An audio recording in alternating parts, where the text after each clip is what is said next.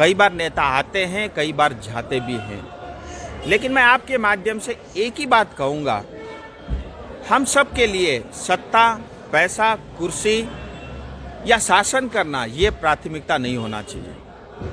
हम सबको दिल पे हाथ रख करके ये एक बार नहीं 10 बार सोचना चाहिए। आज मोदी जी जैसे नेतृत्व के कारण आज देश सुरक्षित है। मोदी जी जैसा नेता के कारण आज भारत का डंका पूरी दुनिया में गूंजता है। आज मोदी जी या भारतीय जनता पार्टी की सरकार के कारण देश सुरक्षित है। मुझे लगता है ऐसी पार्टी के साथ जुड़ना, ऐसे नेता के साथ जुड़ना, ये हमारे लिए गर्व का और बड़ा विषय होना चाहिए। कोई पार्टी या कोई नेता सिर्फ सत्ता और शासन के लिए राजनीति में आता है तो मैं ऐसे अवसरों को 10 बार ठुकराता हूँ, 100 बार ठुकराता हूँ। बाहर में क्या हालत है? अभी तो विनय तमंगी टीएमसी में ज्वाइन कर लिया, अभी रहा आपका पास खाली। आप मीडिया वाले भी ऐसे सवाल करते हैं, क्या विनय तामांग हमारे पार्टी के थे? पहले तो देखिए, हम जब प्रश्न करते हैं हमें भी स्पष्ट होना चाहिए। जहाँ तक पहाड़ का विषय, मौसम बहुत अच्छा है, बर्फबारी हो रही है, बहुत सालों के बाद इतनी भारी बर्फबारी देखने को मिल रही है और पहाड़ के लोग खुश हैं। और विनय तामांग जी, मैंने उस दिन भी कहा, मैं उनको शुभकामनाएं, बधाई देता हूं। और आज तक उन्होंने जो कुछ भी किया मैं उसे नहीं दोहराऊंगा, वो इतिहास सबके सामने है।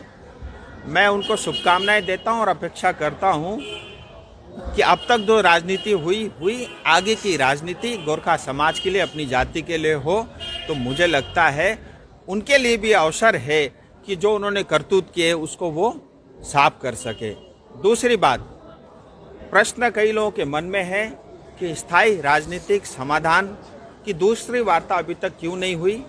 मैं आपके माध्यम से ये भी स्पष्ट कह देना चाहता हूँ, किसी विशेष कारणवश इसमें देरी हो रही है, क्योंकि मैं चाहता हूँ, हमारी पार्टी चाहती है, हमारी नेतृत्व चाहती है कि इस बार की जो वार्ता हो उसमें क्लियर कट आगे का विजन हम जनता के समक्ष रख पाए, उस पर काम चल रहा है।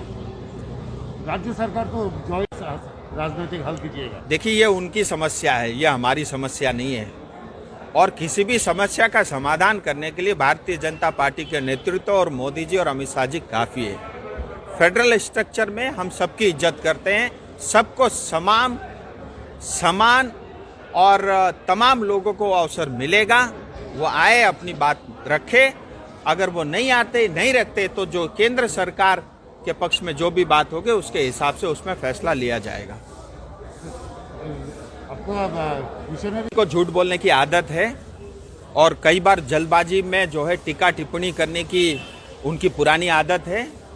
मुझे लगता है उनके साथ जो उनके चेले चपाटे हैं, उनको गाइड करते हैं, वो भी पूरी तरह जो है विषय से अवगत नहीं रहते।